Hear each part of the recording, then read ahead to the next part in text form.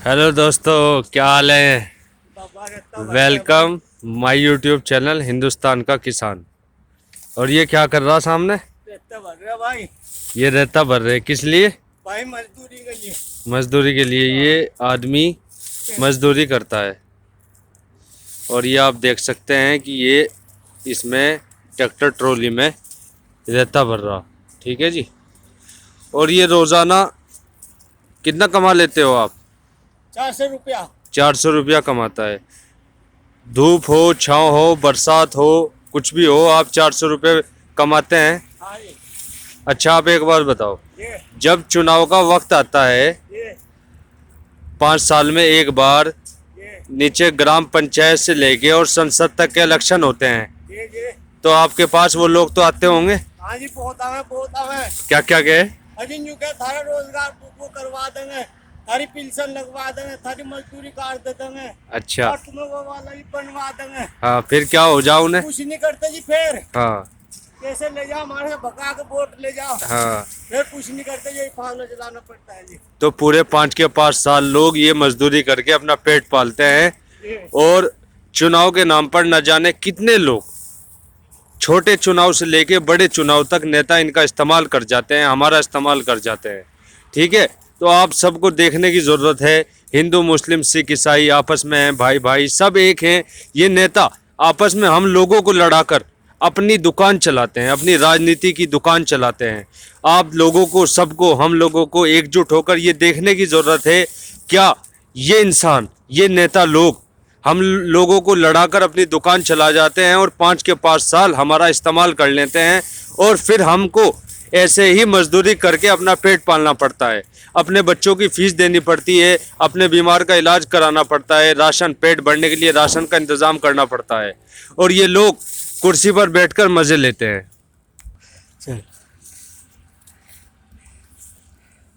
ये रेता भरना है। आप जो लोग मजदूर को और किसान को गाली देते हैं, तो उन लोगों को मेरा कहना है, मोहब्बत से कहना है कि आप लोग इंसान हैं। आपके बड़े दादा बुजुर्ग भी मजदूरी की होगी, किसानी की होगी, खेती की होगी, फसल को उगाई होगी।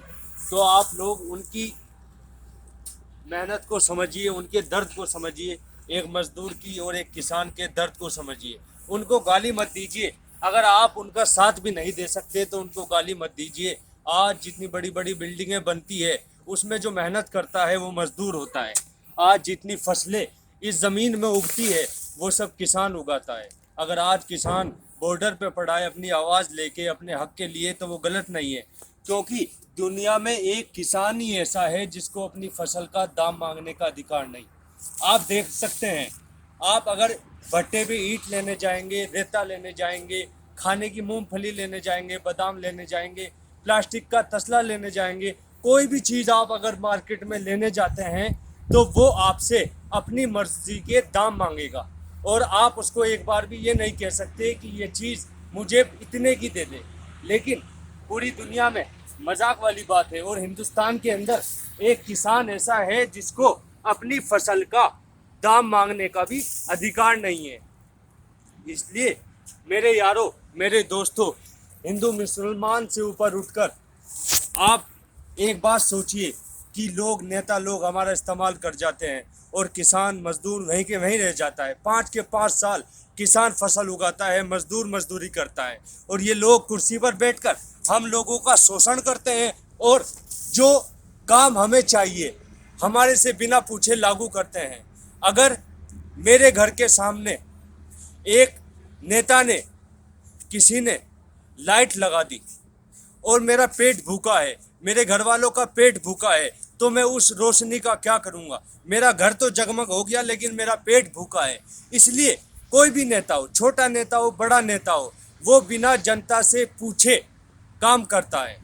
लेकिन जब वो चुनाव के वक्त आता है तो झूठ मूठ के वादे करके जाता है कि मैं आपके ऐसे काम करूंगा, आपको ऐसा करूंगा, लेकिन ऐसा वैसा कुछ नहीं करता। वो हमारे सुरमा लगा के गायब हो जाता है, और फिर 5 साल के बाद फिर सुरमा लगाने आ जाता है, और पब्लिक फिर मिलकर सुरमा लगवा लेती है और उसको कुर्सी में बैठाकर भेज देती है।